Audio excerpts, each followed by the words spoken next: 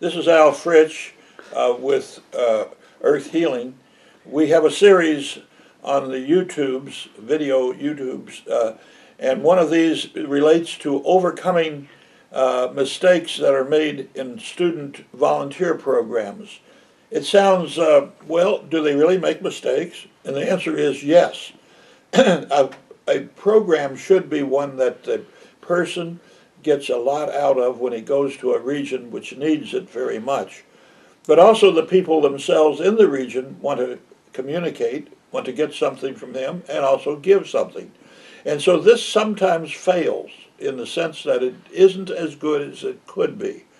Good programs are those that begin in a way in which the person who comes will learn a lot, will give a lot, and will come away feeling good about it. The failures that could occur are, first, people come and do not know much about the history or culture of the place. They need someone, preferably someone of academic standards from within the region, to tell them some of the high points of the culture in which they're coming to. The second is they have to listen to an experienced person who will do it. We're going to have Shane Barton, who is a master's of urban and rural planning. He works at the University of Kentucky's College of Agriculture, Food, and Environment. And Shane will be talking about this, and he has a long discussion, but of which excerpts will be given here to show what should be done to overcome these two failures. The third is that people have to take their program seriously. And that means they have to not consider this as a form of entertainment being done on their week off in college or in some period of their summer program, but rather they should consider it to be something that they get a lot out of, and the people who they're helping in some ways, they get a lot of too out of. So with these in mind, we should think about and see some of the programs and some of the activities that are occurring in our region. Fourthly, they should take these episodes that they involve themselves with and among different people and go back and reflect upon it. And the best way to actually prepare for that is before they come the first time is to actually have a discussion with them about the place and the time, and also that we hope that they will reflect upon and consider after they go back some of the good points and bad that has occurred in those programs that they've involved themselves with. So with that in mind, let us listen to the first of these. One thing that I always like to ask groups is about one, if you've ever had any experiences in Appalachia, or one, what your preconceived notions are of the region or of the mountains, of the coal fields of Kentucky, of however you define what Appalachia is. So just raise your hands. Has anyone ever had experiences in the mountains or in a rural place sort of similar to this? Cool, okay.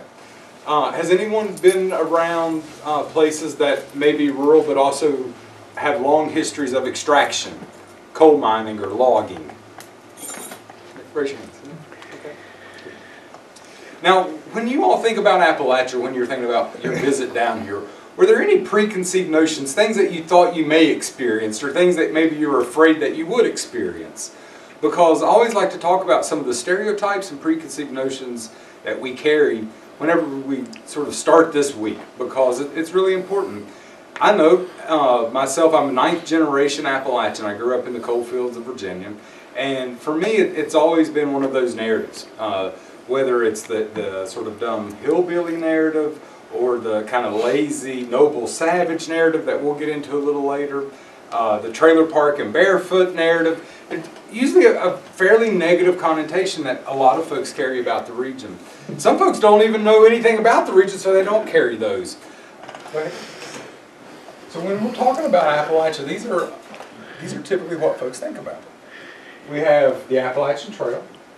Right? So that's the trail that Mark hiked, as he was talking about. Okay. Some people think about the mountains, the Appalachian Mountains, the physiographic mountains. that's what this map represents, this red part. That's the sort of mountain range. It goes all the way up into Canada. When people think about the Appalachian coal fields, they often think of this piece. This is the geologic sort of outline of the Appalachian coal field. Some folks think about the biodiversity in the mountains here in central Appalachia. But when we're talking about the ARC, the Appalachia Regional Commission, we're talking about 420 counties. It's this map right here. It's this area outlined here. So we're talking from New York all the way down, right, to Alabama, Mississippi. It's a pretty broad spectrum, right? So when we think about and say things about Appalachia, it's hard to make generalizations about what's going on here in eastern Kentucky, but also what's going on here in Pittsburgh or down in Birmingham. Okay. So what I really want to sort of express is that Appalachia, by sort of this definition, is a very huge, huge place. 420 counties. But what we're going to focus most of our attention on, since you all are here in eastern Kentucky, is this area here, okay, this sort of bright red area.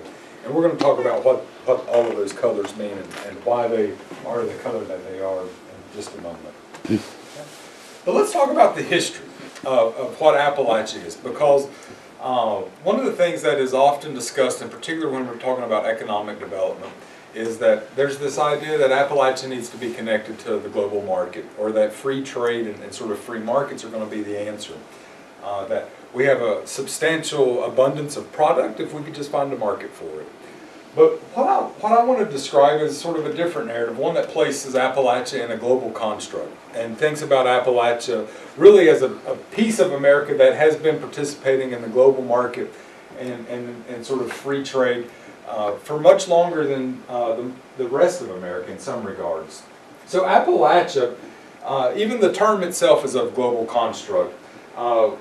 We see Appalachia on the first map in 1540. It's a De Soto map, a conquistador. We know that in 1524 other explorers had came across a group of people called the Appalachian. Over translation it changed to the Appalachee. We see it in a 1540s map around Tallahassee. Another 20 years or so later, the people become the place, and Appalachia is forever found on maps. Okay, so that's sort of how we find Appalachia in sort of this construct of topography.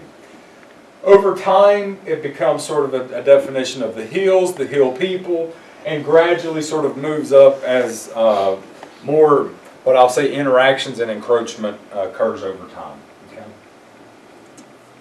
But this map is really important because we're going to try to tell a couple hundred years of history in one slide here. So what we have to do, how many of you all are familiar with... I just moved, okay. Oh. Good, thank you. The third of the areas that involves mistakes is that some people come with different motivations. Some actually want to just take some time off, or to be entertained, or to be with other people and sort of joke around. That is just part of what some people are motivated to do. Others are serious. They want to do something for the people of Appalachia, say, or for the poor people in an urban area. And so they come with an intent on really doing some work. And furthermore, a lot of people don't know how to work. And therefore, that's a point that you have to make even with high school or college students. They can't just pick up a hoe and do a skillful job with it in a garden. Or they can't just take a shovel and go dig a ditch. People are unaware of their own lack of skill at times, and then it suddenly becomes evident to them. Well, this embarrassment we hate to see when people come. Therefore, you try to case out the situation as best you can and give a type of work like clearing a field or building on in a side of a house that you would do some tacking or putting up some drywall maybe, or even that is a little difficult for people, but maybe they can do some things there that others are needed to do in a different way. But it still could make a serviceable contribution in what they can do. So a lot depends, and this, of course, will be on the organizer of the program to make sure of beforehand. But when people come, they come wanting to do something for the greater part. I had a call once from a person who was teaching high schoolers in Chicago. He says, "Can they come to Appalachia to help to teach gardening to the people?" I said, "Well, can these students garden?" "Well, they can learn how." And I said, "Well, so can the people in the mountains, but many of them have already got the skills there."